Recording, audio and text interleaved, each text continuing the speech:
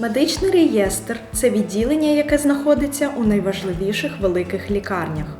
КУП – це пункт, в якому можна записатися на медичні огляди, анулювати, тобто скасувати їх, а також здійснити оплату медичного огляду відповідного спеціаліста. КУП знаходиться в головних лікарнях, а іноді й в аптеках. Якщо ви є громадянином країни, що не входить до Європейського Союзу та маєте посвідку на тимчасове проживання, ви маєте право зареєструватися в Національній службі охорони здоров'я. Ця послуга є безкоштовною.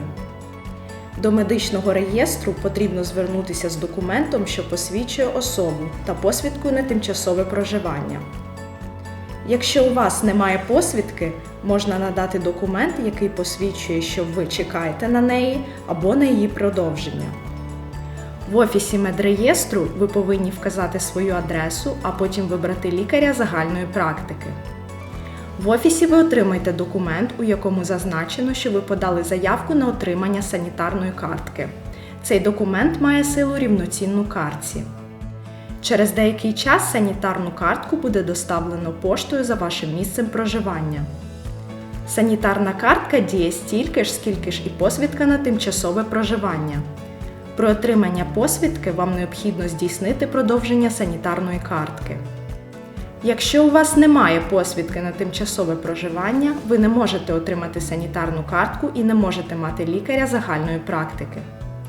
Якщо у вас немає посвідки на тимчасове проживання, ви можете звернутися до пункту швидкої допомоги при вагітності з неповнолітніми особами з приводу щеплень та для лікування захворювань інфекційного та психологічного характеру.